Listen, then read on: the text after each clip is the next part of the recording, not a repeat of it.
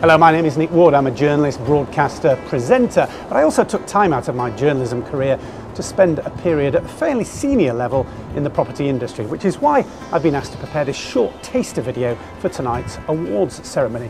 As you can see, I'm sat in the middle of a very innovative building. More about that in a few moments, but first of all, let me introduce you to some of the categories that are involved in tonight's awards and some of the people who are deciding who will go up on the stage and receive the gongs.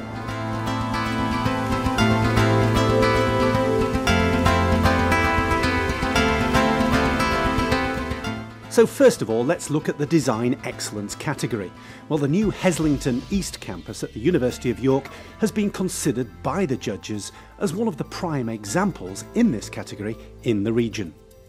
But what exactly are the judges looking for in this particular sector? Well, to answer that, as you can see from this different backdrop, I'm en route to Leeds, to a very different type of building, and also to speak to one of the judges. But in order to get there, I have to do what's known in the trade as a grand jeté.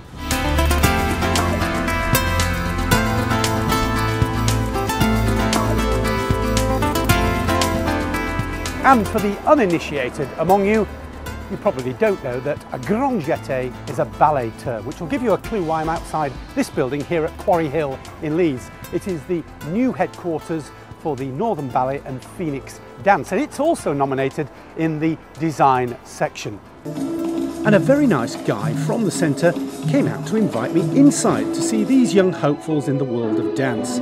There are 7 studios over 6 floors in a building which its new occupiers claim will encourage invention and creativity. So, as I said, I'm keen to know what the judges were looking for in great design. I certainly know they were looking for something to change the landscape. But let me go and speak to one of them now and find out. I was considering doing another grand jeté, but on second thoughts, I think I'll just walk.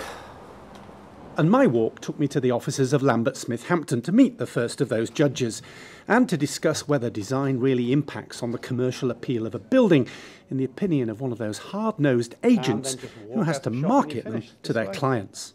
In terms of design excellence, I think you might be surprised to find that actually a lot of agents, hard-nosed though we are and commercial though we are, actually quite interested in the quality of buildings. You like marketing a quality product. In my particular case, a particular issue that I've been interested in is how buildings age.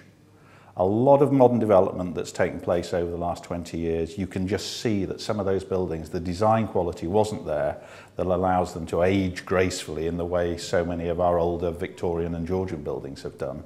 Now, green and sustainable building techniques are still very much the name of the game in this year's awards, which is why I've come to this building. It actually crosses over 2 of the next categories that I'm featuring: the Regeneration Award and the Award for Sustainable Building Development of the Year. It is aptly called Greenhouse, and it's situated here in Beeston. This was a pioneering restoration of a crumbling 1930s building. But in the current economic climate, do the words green and sustainability really mean much anymore? A question for the next of our judges. I think it is very relevant indeed.